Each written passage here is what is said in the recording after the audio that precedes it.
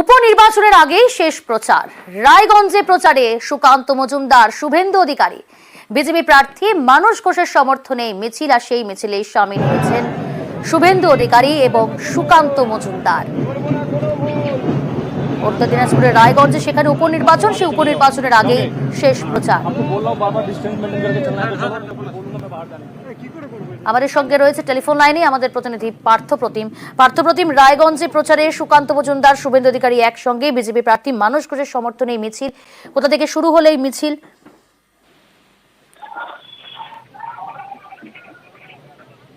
আমাদের সঙ্গে রয়েছে টেলিফোন লাইনে আমাদের প্রতিনিধি পার্থপ্রতিম। বিজেপি প্রার্থী মানস ঘোষের সমর্থনে এই মিছিল, যেখানে সুকান্ত মজুমদার, শুভেন্দু অধিকারী একসঙ্গে সামিল হয়েছেন।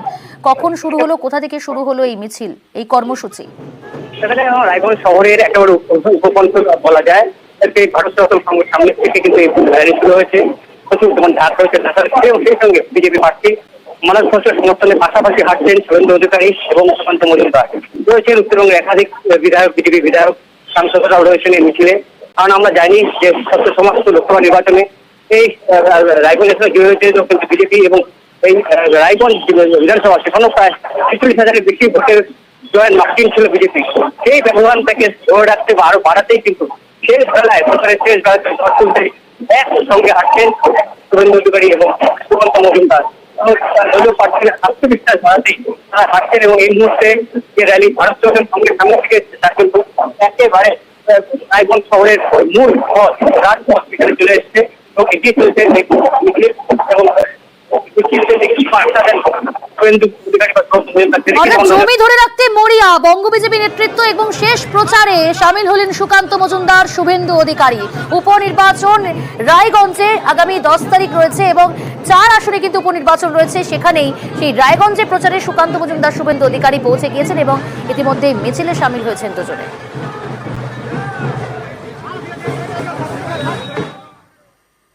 মানিকতলা সেখানে উপনির্বাচন, শক্তি পান্ডের সমর্থনে রোড শো। খেলোয়াড়দের নিয়ে উল্টোডাঙ্গা রেল ব্রিজ থেকে হাতিবাগান মোড় পর্যন্ত রোড শো করলেন অরূপ বিশ্বাস, ছিলেন কুণাল ঘোষ, অতীন ঘোষ।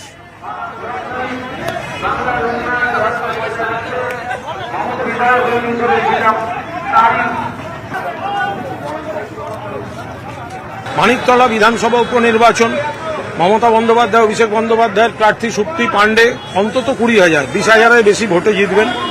আর আজ এই শেষ দিনে মাননীয় ক্রীড়ামন্ত্রী অরূপ বিশ্বাসের উদ্যোগে যেভাবে সর্বস্তরের সেরা ক্রীড়াবিদরা, ফুটবলার, ক্রিকেটার, দাবাড়ু, অন্যান্য সব ক্রীড়াবিদরা নামলেন, এটা একটা ঐতিহাসিক দৃশ্য। হই হই করে যে আমাদের বিরুদ্ধে যারা দাঁড়িয়েছে তার মধ্যে একজন নাকি ক্রীড়া প্রশাসক, তো ফুটবলাররাই এসে বলে দিলেন যে সব থেকে ক্ষতি করছে খেলার, তাকে একটাও ভোট নয়।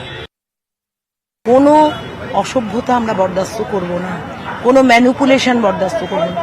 আমাদের কাজের ভিত্তিতে আমরা যেটা পাবো সেটাই বরণীয়। তার জন্য কাউকে জোর জবরদস্তি আমরা তো করবোই না, না কাউকে অ্যালাউ করবো করতে, না কাউকে অ্যালাউ করব। কেন্দ্রীয় বাহিনী নিশ্চয়ই সাহায্য করবে, তারা তাদের কাজ করবে।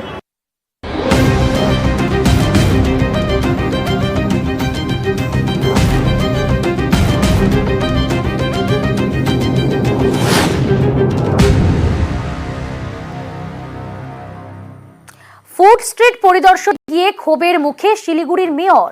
শিলিগুড়ির SF রোডে ক্ষোভের মুখে মেয়র গৌতম দেব।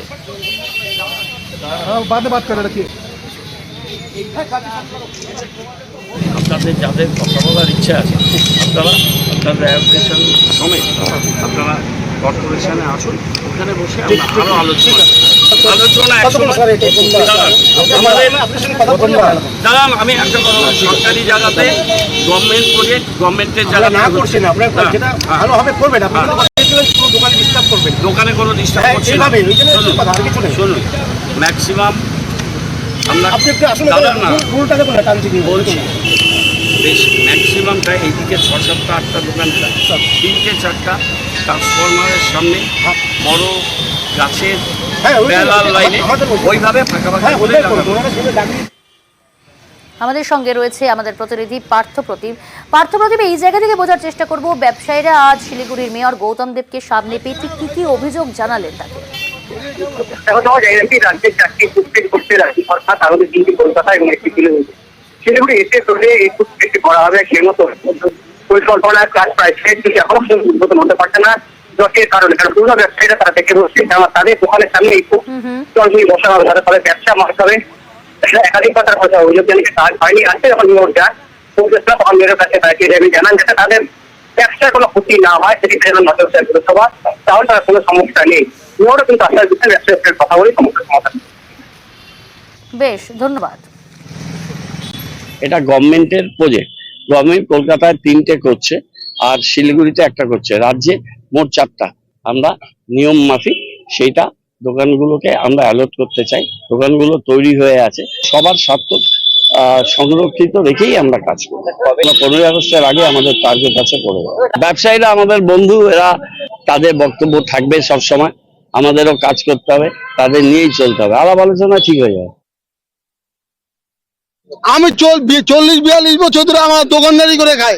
আজকে এই ঘুমটি ঘরগুলি নিয়ে এসে রাস্তার মধ্যে বসা হচ্ছে। থানা মোড়ের থেকে জলপা মোড় পর্যন্ত কয়েক হাজার দোকান আছে। আপনি বাড়ির সামনে একটা দোকান বসায় দিলে তাহলে আপনি কি করবেন? এটা তো মানা যাবে না। তাহলে আমরা রাস্তায় নামবো। আসানসোল বিশ্ববিদ্যালয়ে টিএমসিপির বিক্ষোভ, কাজী নজরুল বিশ্ববিদ্যালয়ে পড়ুয়াদের বিক্ষোভ, বিভিন্ন মামলাতে তহবিলের 50 লক্ষ টাকা খরচের অভিযোগ। উপাচার্যের অফিসে তালা, তৃণমূল ছাত্র পরিষদে। টেলিফোন লাইনে রয়েছে প্রতিনিধি দীপক। দীপক, এখনো কি উপাচার্যের অফিসে তালা ঝুলিয়ে রেখেছে তৃণমূল ছাত্র পরিষদের পড়ুয়ারা, এবং ঠিক কি অভিযোগ তুলছেন তারা, কি অভিযোগ তুলে এই বিক্ষোভে সামিল হয়েছে? দেখো, এখনো বিক্ষোভ চালিয়ে যাচ্ছে তৃণমূল ছাত্র পরিষদ পড়ুয়ারা, এবং বিক্ষোভের কারণ হচ্ছে কি বিশ্ববিদ্যালয়ে অ্যাডমিশন নেওয়ার সময় যে ছাত্ররা যে অর্থ টাকা দিয়ে থাকে সেই টাকা থেকে 50 লক্ষ টাকা বিশ্ববিদ্যালয় মামলা লড়তে, আদালতে মামলা লড়তে সেই টাকা শেষ হয়েছে। যেই টাকার উন্নয়ন হওয়ার কথা, যে টাকা দিয়ে বিশ্ববিদ্যালয়ের বিভিন্ন কাজ হওয়ার কথা, বিশ্ববিদ্যালয় পড়ুয়াদের স্বার্থে ওই টাকা নিয়ে খরচ করার কথা, কিন্তু পড়ুয়াদের স্বার্থে সেই টাকা খরচ না করে বিশ্ববিদ্যালয় আদালতে মামলা লড়তে প্রায় 50 লক্ষ টাকা খরচ করেছে। তাই পড়ুয়াদের দাবি কি পড়ুয়ারা যখন বিশ্ববিদ্যালয়ে পড়াশোনা করতে আসছে তারা কিন্তু বিভিন্ন সমস্যায় পড়ছে। অবিলম্বে তাদের যে সমস্যা কাটিয়ে পড়ে সেই সমাধান করতে হবে, এবং বিশ্ববিদ্যালয়ে আদালতে মামলা লড়ার সময় যে টাকা খরচ করেছে ব্যক্তিগতভাবে উপাচার্য, সেই টাকা ফেরত আনতে হবে বিশ্ববিদ্যালয়ে। এই দাবিতেই আজকে তৃণমূল ছাত্র পরিষদের পড়ুয়ারা অবস্থান বিক্ষোভে বসছে, বিক্ষোভ চালিয়ে যাচ্ছে তারা এখনো। ধন্যবাদ। এরা প্রশাসনের যে ক্ষমতা, সেই ক্ষমতাকে অপব্যবহার করছে। কোনোদিন ছাত্রদের কথা এরা মাথায় রেখে কোনো কাজ করেনি আজ পর্যন্ত। আমাদের যে ইউনিভার্সিটিতে যে রেভিনিউ ওঠে, যারা ছাত্রছাত্রীরা অ্যাডমিশনের সময় যে টাকা দিয়ে ভর্তি হয়, সেই টাকা এরা কোর্টে কেস করি খেলা খেলছে। ক্ষমতা প্রদর্শন চলছে, সেইটাকে টিকিয়ে রাখার লড়াই এদের, আর আমরা তার বিরুদ্ধে প্রতিবাদ করছি।